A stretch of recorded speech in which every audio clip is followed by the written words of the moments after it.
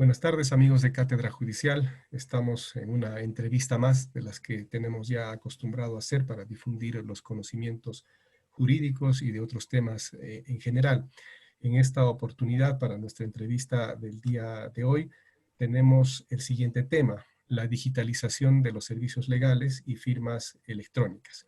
Para tratar este tema, para que se nos ilustre sobre este tema, tenemos la participación de la doctora Diana de la Cruz. Ella es abogada por la Pontificia Universidad Católica del Perú, es especialista en nuevas tecnologías en el campo legal.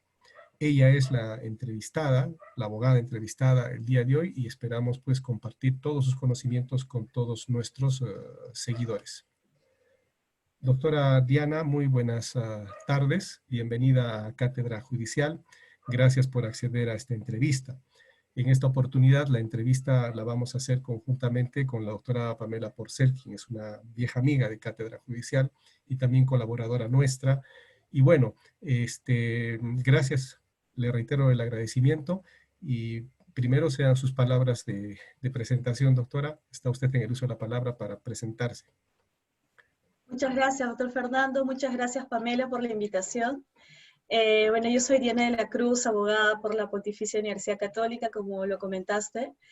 Dada mi experiencia, siempre estuve enfocada en temas financieros y en unos últimos años en temas de tecnología de la información vinculada a finanzas y a derecho.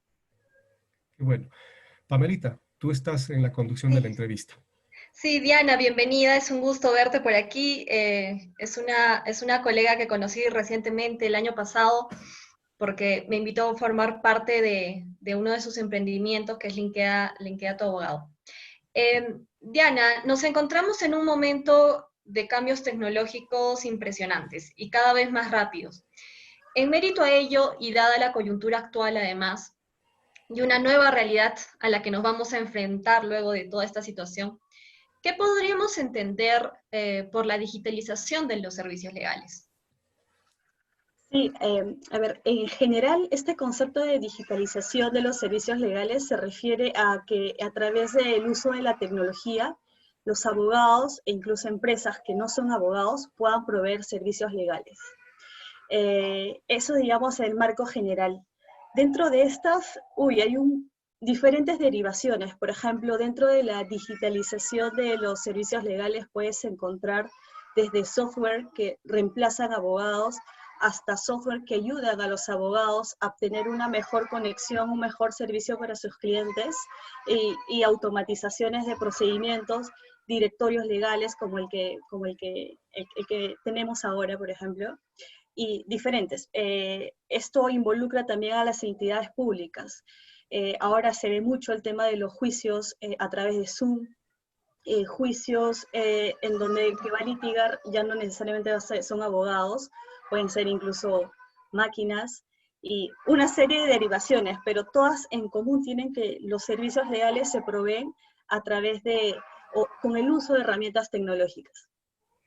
Claro, y dado ello, ¿consideras en todo caso que los abogados estamos preparados para ofrecer servicios alineados a estos nuevos estándares o los requerimientos actuales en mérito a eso que comentas? Sí, si te refieres a los abogados peruanos, yo creo que estamos en el proceso, dada esta coyuntura actual de la pandemia, como que nos ha generado que las cosas se aceleren, ¿no? Porque la gente no puede tener un contacto físico y en el tema de los servicios legales es mucho el contacto físico. Un tema penal, por ejemplo, es mucho el contacto físico porque el abogado tiene que ir a tomar la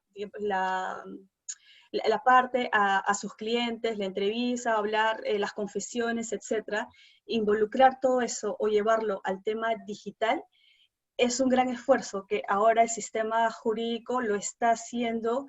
Probablemente van a haber fallas en el camino y los abogados probablemente también tengan ciertas limitaciones que potencialmente pueden generarse juicios, como más adelante me gustaría enseñarles lo que está pasando en Europa.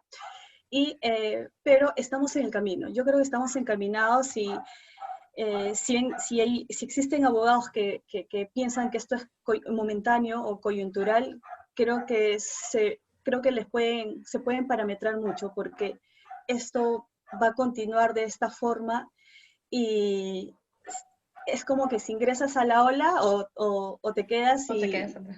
o te quedas atrás, ¿no? Claro.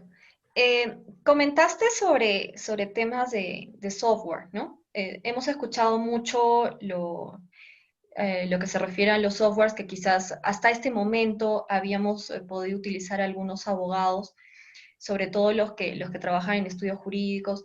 En ese sentido, ¿qué vendría a ser el Legal Tech? Que muchos quizás hemos escuchado acerca de este software, si es un software además, y por qué este es útil, ¿no? En nuestro desarrollo laboral. Sí, a ver, hay una discusión en concepto, pero la idea es que no se discute en conceptos, sino en esencia. En el mundo digital se habla mucho del legal tech y el tech legal. En verdad son un juego de palabras, pero tienen una implicancia en este sentido. Cuando hablamos de legal tech, hablamos en esencia de los servicios que proveen los abogados a sus clientes, lo van a hacer a través del uso de herramientas tecnológicas, y ahí entran los software. Por ejemplo, software para que el estudio de abogados pueda tener una administración de sus contratos, software para que sus clientes puedan firmar a distancia. Por ejemplo, tienes un cliente en Lima o un cliente en el extranjero, que desde allá puedan firmar los documentos. Y no solo firmar, sino que esa firma tenga validez jurídica en el país en el cual van a litigarse, por ejemplo, este determinado contrato, ¿no? Ahora hay un tema de territorialidad de ahí, pero bueno, esa es un área, ¿no? Entonces, pero viene el otro área en donde hay muchas legal tech, sí, que lo que buscan es reemplazar a los abogados por softwares o por empresas que van a automatizar ciertos procedimientos para ingresar al mercado legal, o sea, al mismo consumidor que los abogados, pero sin ser abogados. Entonces son como que dos corrientes que se están desarrollando, o ya se han venido desarrollando hace varios años, a alta velocidad. Ok. Y que finalmente también nos demuestra una realidad que, como decías, ahora no solamente va a ser por este periodo de tiempo, mientras dure la pandemia, algo que se venía practicando ya hace un tiempo, sino que va a quedar más adelante, ¿no? Muy posiblemente incluso la atención física de los clientes, como se estaba acostumbrado, más adelante también va a ser cosa del pasado, ¿no? ¿Quién sabe cómo se van a ir manejando las cosas? Ahora, ya hemos tenido también algunos avances tecnológicos, hemos podido ver en algunas entidades gubernamentales, como es el caso del Poder Judicial. En ese sentido, ¿qué opinión te merece el expediente judicial electrónico, que por estos tiempos han buscado además regular con muchas regulaciones específicas en ese sentido? ¿Qué nos puedes comentar al respecto? Sí, sinceramente la regulación ahora bajo estos reglamentos, de estos decretos de urgencia y estos reglamentos del ministerio, me parecen que son impactantes, o sea, impactan porque generan velocidad y además generan que no haya burocracia, dado que cuando un expediente electrónico se genera a través, digamos, de forma electrónica, tienen un procedimiento de su software atrás, de sus datos, en donde si presentas algo en el momento 1, el otro documento que presenten en el momento 2 siempre va a ser en el 2. No hay forma que el 2 se pase el 1. Entonces genera orden, genera rapidez, genera que haya quizás menos, como mucha gente piensa, ¿no? Menos corrupción en el tema del manejo de los expedientes, porque esto si se hace bien, si es que el ministerio lo encriptan bien, o sea, le dan todos los códigos que deben tener, no hay forma de que alguien pueda ingresar a manipularlos, salvo empiecen a haber ciertos, como que ya riesgos ya tecnológicos, no sé, virus o hackeos a los sistemas. ahí, en esta es la segunda fase, que quizás ahora el gobierno no le toma importancia porque lo que quiere es acelerar los procedimientos que sigan moviéndose, pero va a llegar un segundo momento en donde se tiene que pensar en la seguridad de este movimiento de los expedientes, porque como todo está de forma digital, también existe el riesgo de que de forma digital ingresen los hackers. Y se filtre quizás también información de forma más fácil, ¿no? Exacto, esto sucedió también con esta plataforma que utilizamos, Zoom, en donde muchos abogados tenían reuniones con sus clientes y al inicio no tenía la seguridad. Entonces, se filtra mucha información, por ejemplo, en procedimientos contractuales donde involucra marcas, donde involucra secretos comerciales, etcétera. El hecho que se filtre alguna pequeña información al mercado a través de este tipo de medios tecnológicos puede generar muchísima pérdida, ¿no? Y ahora viene el tema legal. Sí, yo creo que los abogados son esenciales en la vida en la vida en general, ¿no? Porque de ahí viene el tema legal en quién tiene la responsabilidad. O sea, el medio electrónico, la parte demandante, la parte demandada, cualquiera de las contrapartes, y eso también se tiene que prever en los contratos, ¿no? Hay mucha gente que ya están previniendo en los contratos, poniendo cláusulas para saber a quién van a asignar la responsabilidad en ese tipo de casos. Sí, lo que comentabas que me pareció ahí un punto importante que referías del tema de la inmediatez, ¿no? Creo que es algo que caracteriza mucho, sobre todo a estos millennials que se les dice, a las generaciones que quieren la información y los resultados rápidos, y quizás este justamente va a ser el requerimiento en general más adelante, tanto de los clientes como de los usuarios de las entidades públicas, ¿no? Van a buscar también la inmediatez, ¿no? Quieren los resultados y los quieren rápido. Entonces, en ese mismo sentido, tenemos por otro lado también a las notarías y a la Superintendencia Nacional de Registros Públicos, que si bien sobre todo esta última entidad ha buscado digitalizar cada vez más algunos de sus servicios, los notarios, por ejemplo, sobre todo en provincias, creo que en Lima ya están un poco más adelantados en eso, quizás aún no le sacan totalmente el provecho a este sistema de intermediación digital que es el SIT-SUNAT, que justamente reduciría costos, tiempo, e incluso resultaría más complicado que se cometan algunos delitos, que es como lo que tú comentas, e incluso el tema de falsificación, ¿no? Entonces, ¿consideras que este sistema es lo suficientemente eficaz, eficiente? De mi experiencia que tengo con el SIT SUNARP, básicamente se hace para que, claro, haya una comunicación directa entre la notaría y registros públicos. Y se traslada cierta responsabilidad a la notaría para que revise determinados actos, ¿no? Hay una responsabilidad de ahí. Entonces, esto es un buen canal, sí, porque genera menos tiempo, pero también genera responsabilidad para las notarías. Entonces, se tiene que de alguna forma regular el caso del manejo ya de las notarías con los documentos que va a ingresar a través del SIT-SUNARP.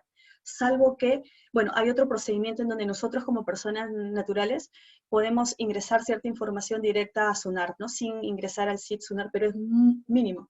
La mayoría de actos importantes sí pasan por el SIT-SUNARP y sí pasan por un control de la notaría. Entonces, el tema es, al final, hay actos que bajo esta actual regulación tiene potestad la notaría internamente, ¿no? Entonces, si bien es cierto, sí hay rapidez, pero la notaría también tiene que generar propios sistemas o a través del propio Estado puede regularlas a ellas también para que tengan cierta protección los documentos que van a ellos a revisar también de forma digital, pero al final son ellos quienes ingresan la información al SIT-SUNARP. Entonces, el SIT-SUNARP es bueno, sí, por tema de rapidez, pero por tema de seguridad de documentos, yo creería que todavía no. Ok. Su micro, doctor. Sí. Diana, una pregunta. los contratos que se celebran por las personas naturales en una notaría, contratos de compraventa, constituciones de garantías hipotecarias en garantía de una deuda, siempre van a requerir la presencia personal de estas personas en la notaría, sobre todo cuando se trata de personas naturales. En el caso de empresas que generalmente actúan mediante apoderados, sus representantes legales como un gerente o representantes simples para vender, para comprar o lo que fuese, ¿hay algún nivel en que estas personas no acudan a la notaría o siempre se va a requerir su presencia en notaría? Sí, actualmente, como usted lo comenta de forma correcta, se exige la presencia de los usuarios para que firmen compraventas, etcétera. Pero hay una propuesta que no estoy segura si ya ingresaron, pero hay una propuesta de los notarios en donde ellos están proponiendo de que van a generar como reconocimiento facial para que la gente firme desde sus ubicaciones, o sea, sin necesidad de ir a la notaría, puedan ellos tener un sistema de reconocimiento facial. Eso es una propuesta, ¿no? Entonces, eso sería una solución. Ahora, implementar eso, no sé si sea a corto plazo, pero sí sería una buena solución en mediano o largo plazo para evitar que la gente, o bueno, no evitar que vayan a la notaría, sino tengan la posibilidad de que cómodamente desde sus hogares puedan hacer ese tipo de firmas, ¿no? Que a través de reconocimiento Y eso facial. no se puede hacer actualmente con la firma, no sé si es electrónica o digital, que uno, hay reconocimiento cuando uno va a la ventanilla del banco para cobrar un cheque, hacer una operación, pone su huella y ya lo reconocen, ¿no? Entonces, no es posible que yo, estando en mi casa, le venda a usted el inmueble o un inmueble que está usted en Lima y lo hagamos ante un notario competente para estas cosas y desde nuestras casas firmemos mediante estos sistemas de reconocimiento de huella digital. ¿No es suficiente eso? ¿Va a entrar otro registro más facial, digamos? Ya, sí, podrían hacer ese, de hecho existe, bueno, existe la regulación para los certificados digitales. Es más, existe actualmente la regulación para que las notarías usen escrituras públicas firmadas bajo certificados digitales. El tema es Ok, que las notarías, está la regulación ahí, ¿no? Está la pero base, pero no la han desarrollado. Entonces, se desarrolla ahí, tienes varias cosas, ¿no? Desarrollas el software para que todos los usuarios puedan tener en sus computadoras o en sus sistemas la firma, el certificado digital que les va a permitir firmar, o pueden usar el tema dactilar. Hay diferentes formas de que puedan hacer esas firmas, pero digamos, la base general ahora existe, solo que falta el desarrollo, ¿no? Entonces, en base a esta pandemia, creo que ahí viene la discusión, que empiecen a desarrollar, o la notaría, cada notaría en específico desarrolle su software para usar los certificados digitales en sus documentos, o a nivel grupal, o sea, por sus colegiados, perdón, puedan adquirir sistemas apoyados por el gobierno, ¿no? O mediante leyes el gobierno pueda darle cierta base legal para que usen un certificado digital único. Podría Eh, suceder. Diana, disculpa que te vuelva a preguntar. Cuando yo he necesitado dar a mi hija autorización para viajar a Lima, vía aérea, eh, tuve que concurrir con mi esposa a la notaría a dar la autorización porque iba a viajar sola, ¿no? Entonces, firmamos el acta de la autorización y además ponemos nuestras huellas. Em, eso es siempre necesario cuando voy al banco a cobrar un cheque, doy mi DNI y me dicen ponga su huella, ¿no? Entonces les parece que recién cuando la lucecita se pone verde, ya este es el que está viniendo. Entonces, bueno, no estamos duplicando porque si vamos a ver el tema de la huella y que cualquier persona en su domicilio podría tener una huella, le puede enviar un contrato de compraventa al que le va a comprar, se ponen de acuerdo en los términos, participa de repente el abogado, le da un check-in, lo enviamos por correo electrónico a la notaría el documento y firmamos digitalmente o con la huella, no sé si acaso cada persona que está participando tuviese una terminal. Eso es posible, no digamos que ahorita no es posible, pero en el futuro eso va a ser posible, Sí, correcto. Eh, de hecho, porque les cualquier comenté, persona puede solicitar su reconocimiento de huella en RENIEC, ¿no es verdad? Tenga o no un cargo este público. sistema con el que cuentan las notarías, ¿no? Para el Sí, reconocimiento. eso eso mismo que será está en las una buena notarías, herramienta. eso Ujú. mismo que está en la ventanilla del banco, yo lo podría tener en mi casa. y Ujú. cualquier persona Correcto, podría sí. tener en su casa. O sea, no es, de repente ahorita no hay porque las mismas personas quieren firmar el documento, quieren ir, etcétera, ¿no? Pero dadas las circunstancias, uno podría tener una terminal de esas, hacer su reconocimiento de huella y enviarla con los sistemas correspondientes a la notaría. Eso es posible, pero en el futuro. Es correcto, sí. Digamos, la base legal ya está dada para realizar eso. Ya, Y ahora es que la puedan implementar, ¿no? Es un mecanismo más. Ahí es donde van a considerar el tema del costo, ¿no? El usuario tiene que considerar el costo de, digamos, de tener ese aparato en sus hogares. claro. Entonces, quiénes pueden, quiénes no pueden. Entonces, ahí creo que va a ir más la Claro, discusión. porque fíjate que estamos en un momento tal en el que para pagar un servicio ya depositamos una cuenta, le sacamos foto al depósito y se lo enviamos y hasta el envío. Hay este sistema de pagar mediante el número telefónico, o sea, ya cosas que estamos avanzando. En el tema de la firma tiene que ver con la identificación de las personas y seguramente hay muchos temores, el tema fraudulento, etcétera, ¿no? Entonces, yo voy ante un notario que me conoce perfectamente de hace mucho tiempo, conoce a mi esposa, me conoce a mí y no tengo que firmar y tengo que poner la huella, ¿no? Entonces, parece que el notario ya no cree que somos nosotros. Entonces necesita además de estos medios, ¿no?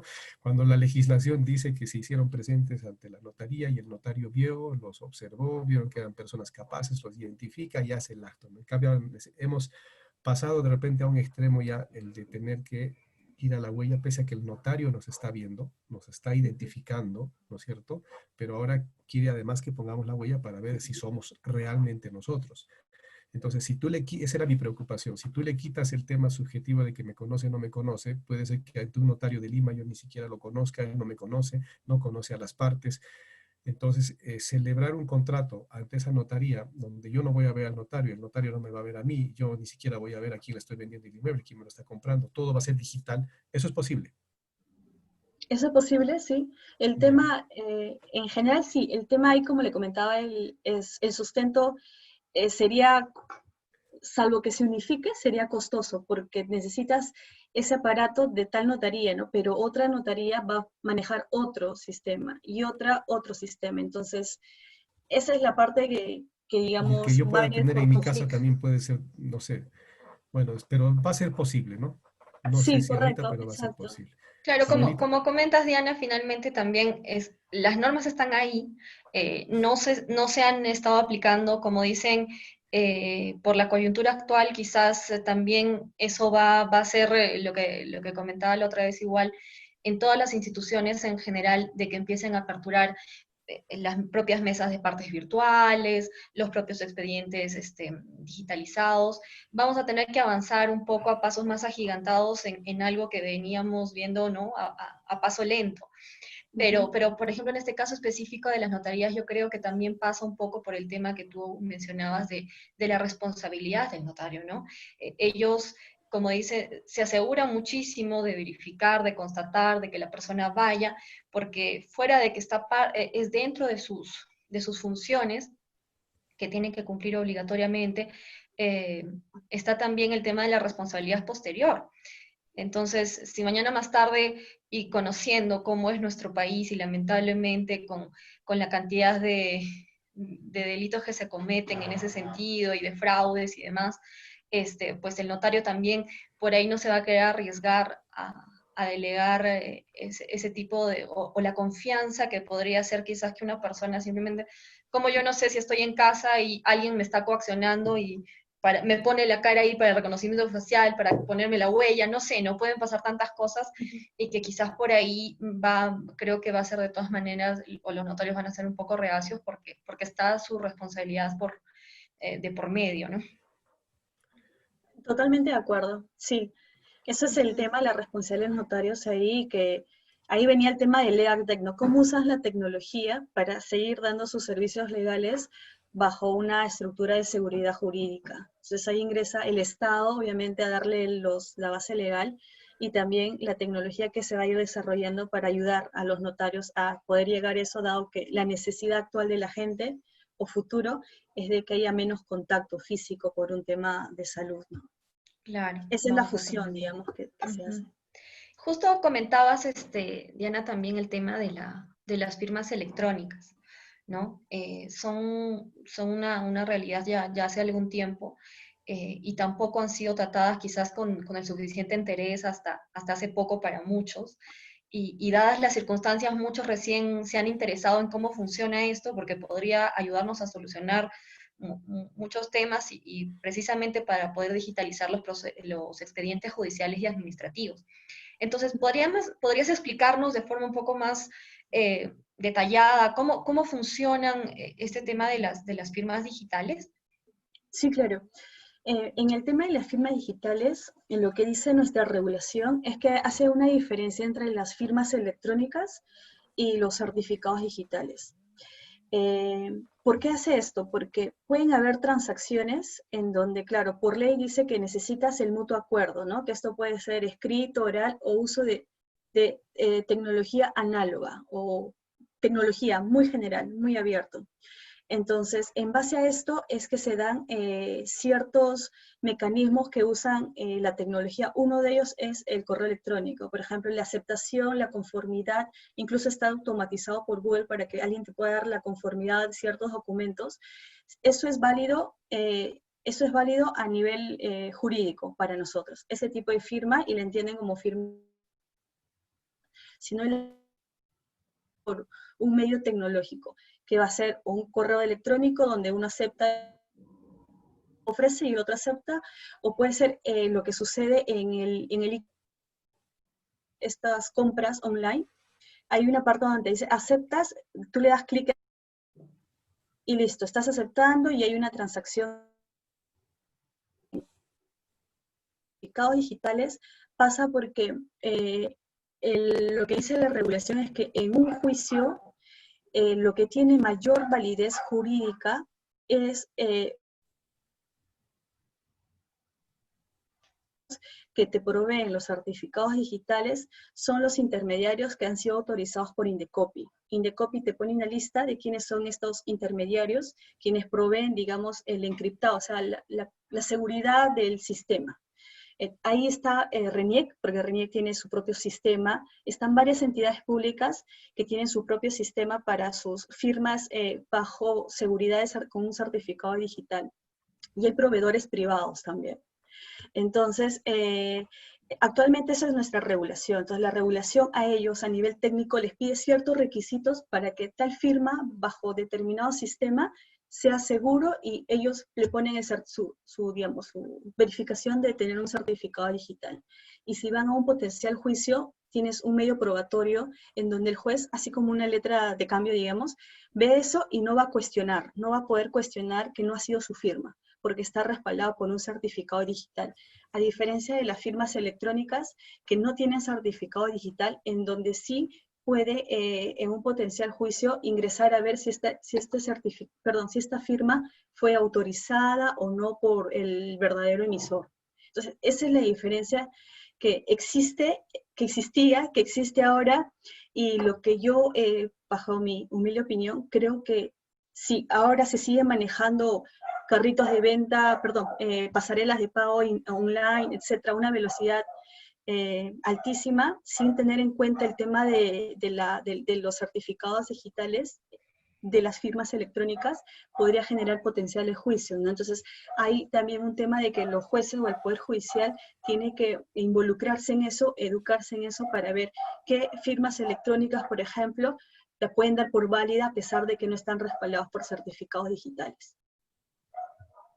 Pequeña diferencia, ¿no? Entonces, Sí, ahí también hay un tema de seguridad. exacto. Hay un Sí. tema de... No, sí, dime, sigue. Sí, ¿Qué, sí, qué claro. idea? En el tema tecnológico existe, como les había comentado, la velocidad, porque eso es lo que te ayuda a la tecnología, velocidad impresionante, pero hay el otro tema, la otra fase, que es la seguridad jurídica, ¿no? Entonces, en la seguridad jurídica ingresa mucha regulación, muchos abogados a Poder Judicial, los abogados, y bueno, y eso es lo que les quería comentar con el certificado digital. Justo creo, doctor, creo que en el Poder Judicial, cuando mencionan este tema de firmas digitales, creo que ese certificado digital vendría a ser este OCR o este reconocimiento óptico. Lo que se está manejando en el Poder Judicial es la firma electrónica, ¿no? La firma electrónica. Creo que ahora Diana ha dejado bien en claro que es una cosa la firma digital y otra es la firma electrónica. Una tiene más valor que el otro, según lo que le he entendido. Entonces, las disposiciones están que uno puede firmar electrónicamente, con firma electrónica. Es, lo que es el concepto que se está manejando. Entonces, mira, Diana, ha salido, tú sabes que el Poder Judicial en su mayoría tradicionalmente está vinculado a un expediente escrito. La administración pública también fuertemente vinculada a un expediente escrito. Ha habido esfuerzos y existen esfuerzos para digitalizar la litigación, por ejemplo. Y está el famoso expediente judicial electrónico. El Poder Judicial estaba desarrollando esto, pero este tema del COVID nos ha enfrentado a la realidad. Tenemos proyectos ya ejecutándose con expedientes judiciales electrónicos y tenemos expedientes muy fuertemente vinculados aún al tema escrito, al expediente de papeles. Entonces, han salido directivas para manejar mesas de partes en el Poder Judicial. Mesas de partes en las que, en principio, el Poder Judicial abriría un correo electrónico al que tú puedas hacer llegar escritos digitalizados, convertidos a un formato PDF y con firmas electrónicas, ¿no? Entonces ahí va a haber una responsabilidad de los abogados al presentar el escrito con todos sus anexos. Pero también tenemos otras mesas de partes para los EJE, para los expedientes judiciales electrónicos, donde, según me he informado, cuando tú litigabas en expediente judicial electrónico, ibas a mesa de partes, presentabas tu escrito y te lo escaneaban ese rato. Y te llevabas tus escritos y ya estaban escaneados e ingresados. Si lo que vamos a querer ahora es evitar de que vayamos y nos lo escaneen, nosotros vamos a tener que escanear. Entonces ahí se maneja el término digitalización como sinónimo de escaneo. Lo has digitalizado, o sea, como que lo has escaneado. Y no sé si sea sinónimo. Primer problema de nomenclatura. En segundo lugar, vas a tener que convertirlo en ese formato famoso OCR. Ya no es el formato de digitalizar en PDF, ¿no? Entonces, quiero que nos ubiques un poco qué cosa es este famoso formato OSR, que Pamela, no sé si me puede hacer recordar lo que son las iniciales, reconocimiento óptico de caracteres, Optical, creo que. Optical Character Recognition, sí, es en las siglas en inglés, que es el reconocimiento de caracteres óptico. Entonces, los abogados van a tener que presentar los documentos en esa forma de digitalizar, más su firma, ¿no? Entonces, ¿qué se necesita para un abogado? Que no hablemos de los grandes estudios, sino de un abogado que tiene una oficina modesta de defensa. ¿Qué necesita para implementar su estudio y presentar ese tipo de documentos, ese tipo de firmas? Ok, en esta firma que me comentas, yo la verdad no he visto atrás vi el decreto de urgencia. Para que puedas determinar si hay un respaldo en algo, tienes que ver la parte técnica. O sea, cuáles son, si están esto en Simplemente Indecopy, dice digitalización en el formato OCR. OCR. Y que lo que dicen ahí por sus iniciales es un formato que te permite reconocer caracteres, como que parece que es su nombre, ¿no? Claro, un reconocimiento, es un software que permite el reconocimiento óptico de los caracteres contenidos en una imagen, no sea un documento escaneado, una fotografía o lo que fuese, para que sean pues reconocidos o comprendidos, ¿no? Ah, de acuerdo. Así por las características que me comentas, entonces no es un certificado digital, sino es un software que Ajá. coge de ciertos documentos, como tienen una inteligencia atrás, cogen ciertos datos que ya han sido programados en su sistema. Entonces, así no ingresa a ser un certificado digital. Es es un software, sí, que ayuda a reconocer, y es eso, es como lo que me comenta, el escaneado. Eso tampoco entra dentro de lo digital. Lo Pero escaneado, sí, un poco lo que yo quería saber para orientar a la gente que va a tener que manejar esto es, yo soy un abogado que ha estado trabajando hasta antes de la emergencia con mi computadora, con mi impresora, con mi internet para bajar información y de repente tengo un escáner que escanea en PDF. ese formato OSR necesita otro tipo de máquina, necesita otro tipo de equipo para hacerlo. Se entrecortó. ¿Me escuchas? No, no le llegué a escuchar, se entrecortaba la llamada, disculpe. Ya, no, lo que te decía es que un abogado, ¿qué equipo requiere para poder hacer firma electrónica? ¿Qué máquinas necesita para escanear en estos formatos? ¿Cómo va a tener que implementarse? Ah, ok. Si es un formato OCR, como me comentas, tiene que obviamente encontrar al proveedor de este tipo de formatos para que pueda en sus documentos. Aparte de eso, mm, claro, si eso es lo que le han pedido, eso es lo que yo sinceramente no había leído sobre el OCR atrás, su respaldo, entonces no me Ya, queda claro qué es entonces Claro, exactamente. porque hacemos yo entiendo que sí, si es un software de reconocimiento, bastaría que al menos la calidad del escaneado sea como documento o como imagen, fotografía, sea de buena calidad, ¿no? O sea, al menos en los conocimientos básicos que yo tengo del tema, entendería que cualquier software que me va a reconocer caracteres va a poder hacerlo en un documento que esté en buena calidad, ¿no? Porque es tal cual, por ejemplo, no sé si alguna vez han escaneado documentos o les han hecho llegar documentos escaneados y los han querido convertir a Word o otro tipo de cosas, entendería que estos tipos de sistemas utilizan software similares para reconocer pues esos caracteres que aparecen como palabras, como letras, ¿no? Y lo transforman a un programa distinto. Entonces yo entendería que bastaría con que sea pues un escaneo en calidad alta, ¿no? Claro, o sea, ok, sí, o sea, tiene que comprar, así como existe el PDF, el escaneado PDF, también me imagino hay un formato OCR en específico que lo da determinados proveedores. Yo me imagino que piden bajo este formato porque, por ejemplo, ¿qué es lo que sucede? Cuando tú escaneas documentos o escaneas una firma, a veces muchas personas tienen el documento y la firma, o sea, hay un contrato que tiene un espacio para que alguien firme. Y lo que sucede es que esa persona que debe firmar en físico y luego enviar escaneado no está. ¿Qué es lo que hace la persona X, una firma que firma, cortan esa en este documento en físico que no tiene, escanean eso. y ahora, Estoy leyendo, ¿nos escuchas? verificar, sí. No, parece que se estaba entrecortando. Sí, dinos. ¿Y me escucha? Sí, sí, sí. Ok, entonces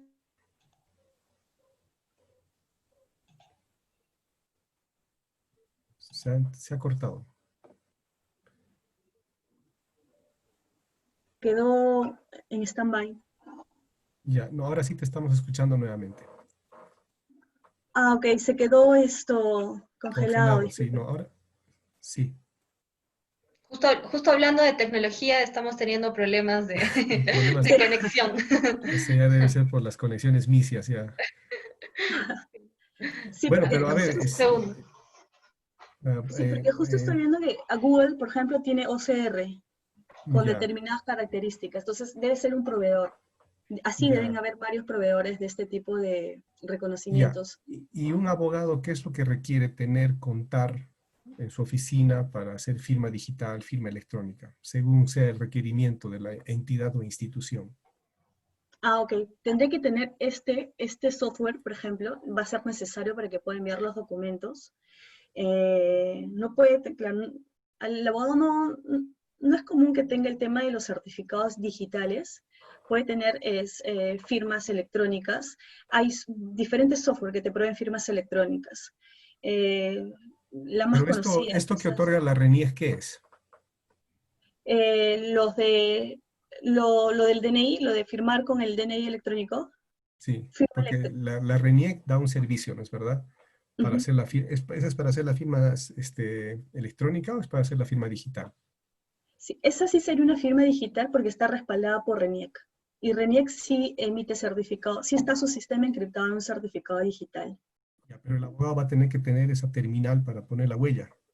Correcto, sí. Con Ya, esas ahora, huellas también pueden hacer procesos. Ujú. ok, la parte que firma una demanda, la parte procesal que firma una contestación, también va a tener que firmar digitalmente, va a tener que Sí, hacerlo, ¿no? Porque son actos de postulación. sí. Entonces, Ahí es, claro, esas ahí es donde personas entra también la van a RENIEC. necesitar tener la autorización, la habilitación para firmar huella digital. Ujú. Sí, ahí entraría lo que, de hecho, ya la RENIEC provee este tipo de servicios, pero hay un pago que hacer a ellos y tener también los DNIs electrónicos. Entonces, Eso. habría que ingresar de parte del Estado o de parte de la RENIEC campañas para masificar los DNIs con firmas electrónicas, porque es a través de estas que las personas naturales pueden firmar, pero como personas naturales, ¿no? Entonces va a haber un problema para las empresas, pero sí se lo va a facilitar para las personas para que puedan firmar escritos. Ya. Mira, Diana, esta directiva del Poder Judicial, la número 133, 2020 del Consejo Ejecutivo del Poder Judicial, te voy a leer porque de repente nos puedas orientar. Yo la verdad es que desconozco estas cosas, como seguramente muchas personas desconocen esto. Y se nos dice acá, los escritos y demandas, así como los anexos respectivos, deberán contar con firma electrónica correspondiente. Además, los anexos o documentos adjuntos deberán además estar escaneados con el formato OCR. Y abajo el pie de página del formato OCR dice reconocimiento óptico de caracteres OCR, iniciales de la versión en inglés. El escaneo deberá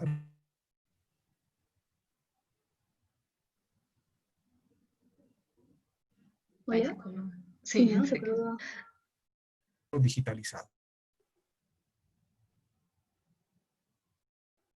Claro, básicamente habla también de que todos los anexos y todos los documentos también tienen que ser digitalizados. Ya, ahí está, el doctor.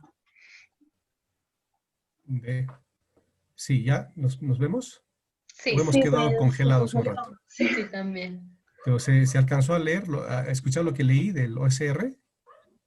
Sí que tenían que estar bajo formato OCR y ahí se quedó. Sí, o Y sea, firmas electrónicas. claro, de que debe estar descargado en el formato OSR y deben tener firma electrónica. No te está pidiendo firma digital, ¿no? Te está Claro. pidiendo electrónica. Ujú. Entonces ahí va a haber un margen bastante de error, digamos, para negar la autenticidad en algunos casos de la firma, ¿no? Exacto, sí. De hecho, la norma es bien general cuando se refiere a firma electrónica. Dice bajo sustento de cualquier medio digital. Así, eso es muy, muy general. Entonces, incluso como le comenté, los correos electrónicos podrían ser una firma, pueden constatar una firma electrónica. Claro, si yo te envío Eh, un correo electrónico, para ti es un medio de prueba de que yo te envié una comunicación porque es de mi correo electrónico, Ujú. pero podría suceder de que alguien usó mi correo electrónico para mandarte una comunicación. O sea, Correcto. más o menos simplificando, ese tipo de problemas podrían presentarse, ¿no? Lo mismo para Sí, la firma electrónica. O sea, firma electrónica, por ejemplo, hay muchos, actualmente existen muchos software. Yo puedo firmar un contrato, me bajo y es gratuito para firmar esto. Yo lo presento al Poder Judicial y yo me imagino que lo van a dar por válido porque no están pidiendo el certificado digital. Y este tipo de empresas tienen matrices en el extranjero. Entonces, por ejemplo, hay uno que es, ahora se los puedo mostrar, hay varios, pero el más claro, conocido, lo que las normas dicen es de que el abogado se responsabiliza sobre la veracidad de los documentos, ¿no? Entonces, va a haber muchos problemas. No claro. sé, Pamela, si tengas alguna pregunta más.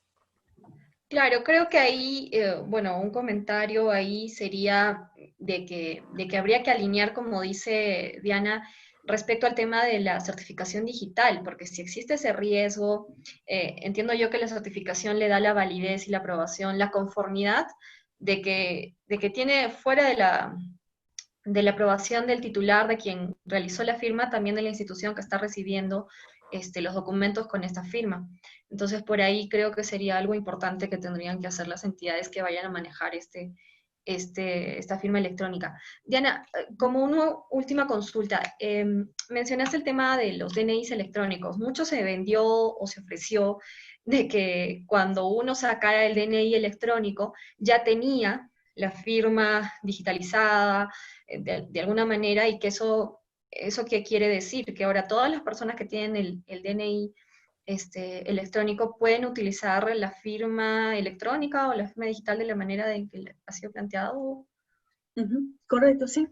De hecho, esto lo hicieron para que se haga eso, de que la gente a través de su DNI electrónico, para ello tendrían que comprar un aparato que reconozca el encriptado que tiene el DNI electrónico, puedas firmar los documentos. Entonces, si es que todos los DNIs si es que todos los DNIs tenían este certificado digital dentro de cada DNI, hacía más fácil que las personas usen eso para firmar cualquier documento, porque su solidez ya no viene de fuentes privadas, o sea, no viene del software de empresa tal, empresa A, B, C, D, sino viene del sistema de RENIEC.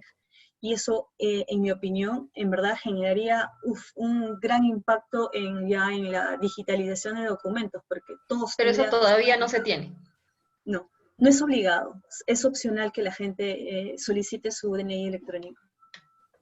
O sea, no solamente hay que tener el DNI electrónico, sino hay que pedir la autorización para el uso de la firma electrónica con el DNI. Sí, para que lo reconozca. Ya. Y eso sí tendría un nivel de autenticidad. Sí, correcto, porque la RENIEC sí está, digamos, es uno de los intermediarios avalados por INDECOP, está en su lista y ellos sí emiten certificados digitales. Y eso, Algunas empresas ya usan. y eso implica también tener una terminal donde introducir el DNI, ¿no es verdad? Sí, en algunos casos puede ser un lector, otro caso puede ser que los DNIs al momento que te imitan ya tengan habilitado para que puedas ingresar a través, no sé, de la plataforma de RENIEC y a través de ahí puedan validar el documento, ¿no? Ya. Entonces, Pero hay tendríamos muchas que vías. tener los lectores, ¿no? Para que con eso sea más fácil.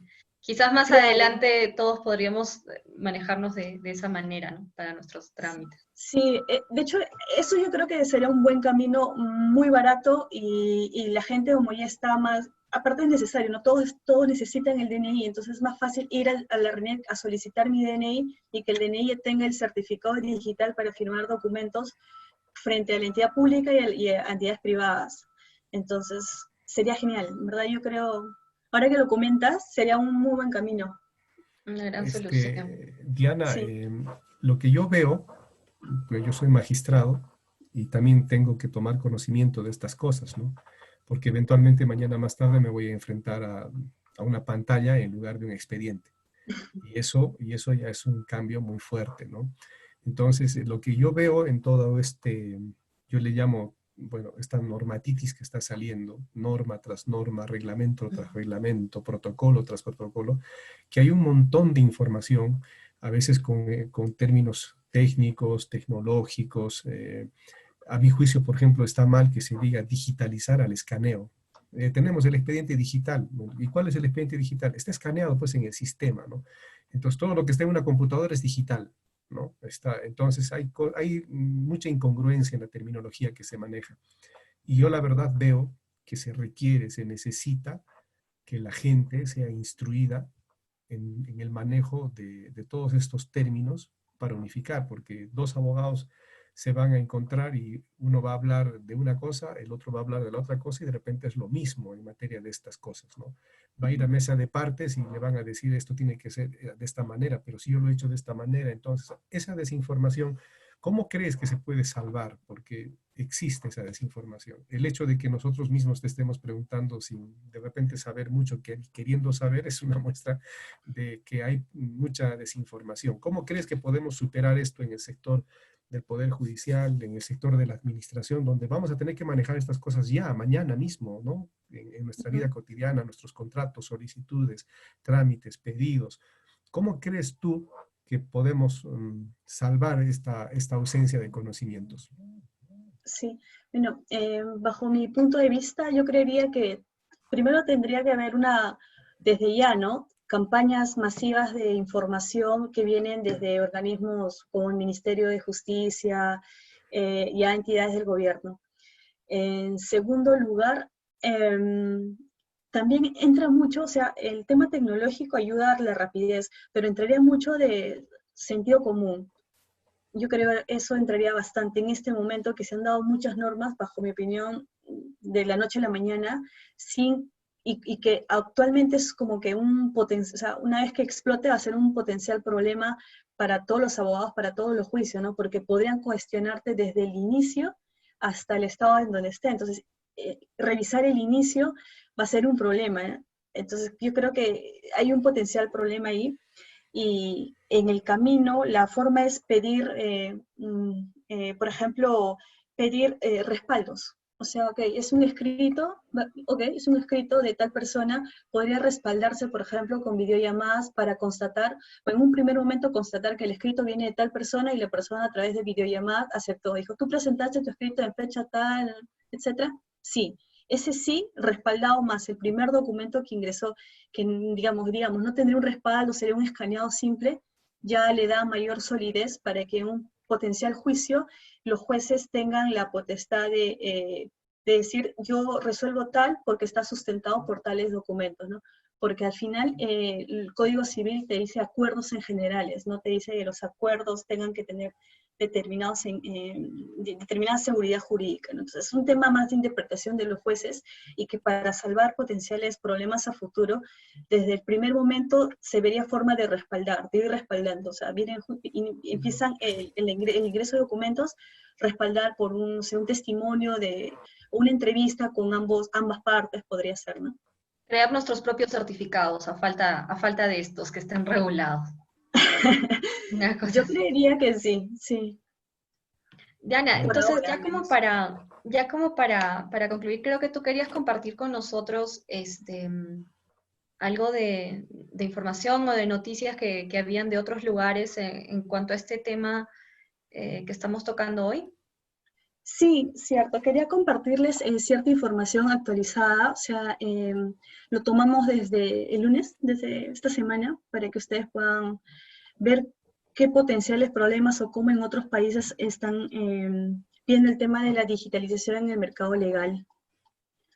A ver, permíteme compartir.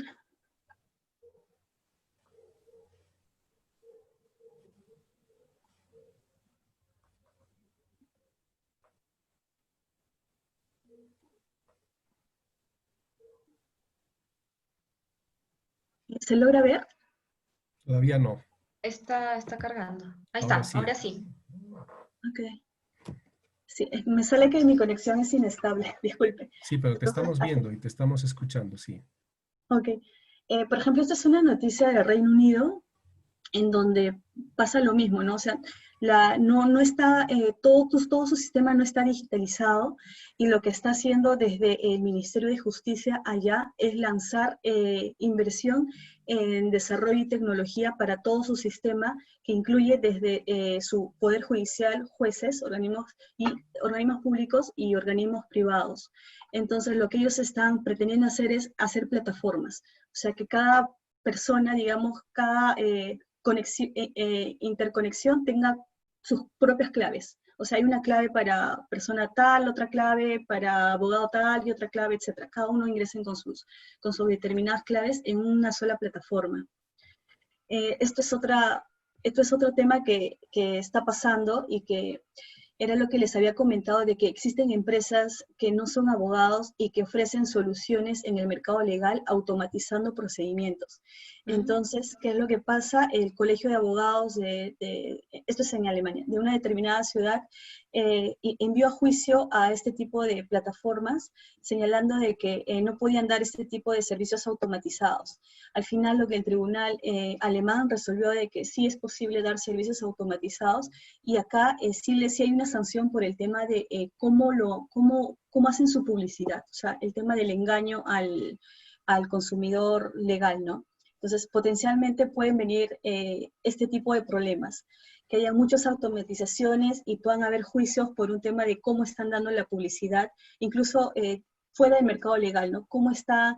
Hay un tema de derecho de protección al consumidor que probablemente se eleve mucho, porque ahora se ofrece mucho por Internet y no todo es de la forma correcta.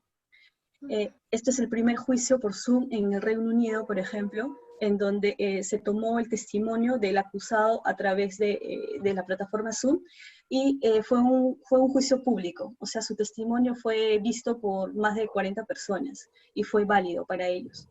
Lo mismo pasó en España, su primer juicio que también fue telemático, también utilizaron el tema de las videollamadas. Básicamente hacen esto, como les había comentado, para respaldar ciertos actos que se han venido dando de forma escrita. Entonces, tienen que buscar la forma para darle mayor respaldo a este déficit de la presencia física, ¿no? Que en los juicios normalmente por años ha sido así. Entonces, se están viendo este tipo de salidas que se puedan dar. Entonces, esto era lo que les quería compartir un poquito. Y Vayamos a ojalá eso. sirva. Ojalá vayamos a eso. Ojalá vayamos a eso. Sí, correcto. Sí, bien. Diana, ha sido un placer escucharte. Gracias por haber compartido con nosotros tus conocimientos. Y como yo siempre les digo a mis invitados, y también se lo dije a Pame en su oportunidad, que no sea ni la primera ni la última vez que hablemos de estos temas. Cada vez que quieras compartir algo de los conocimientos que tengas, que no sea de utilidad a personas que no dominamos el tema que tú sí dominas, lo puedas compartir en cualquier momento. Cátedra Judicial es una plataforma abierta para ustedes quienes tienen ya conocimientos especializados. Tus últimas palabras, Diana, para cerrar esta entrevista. Nada, muchísimas gracias, como les dije, por la invitación y ojalá que les haya servido lo poquito que he podido compartir con ustedes y en verdad les admiro a ambos por lo que están haciendo, ¿no? Es una gran enseñanza para todas las personas que queremos conocer más del derecho y aprender más sobre todo. Entonces, mis felicitaciones y muchísimas gracias por la invitación. Gracias, Gracias, Diana. Muchas Diana. gracias, gracias. Gracias, gracias. Bien. Estimados amigos de Cátedra Judicial, ha sido una entrevista más que hemos hecho y esta vez a la doctora Diana de la Cruz sobre temas de su especialización y espero que sea la información necesaria que nosotros estábamos esperando. Muy buenas noches.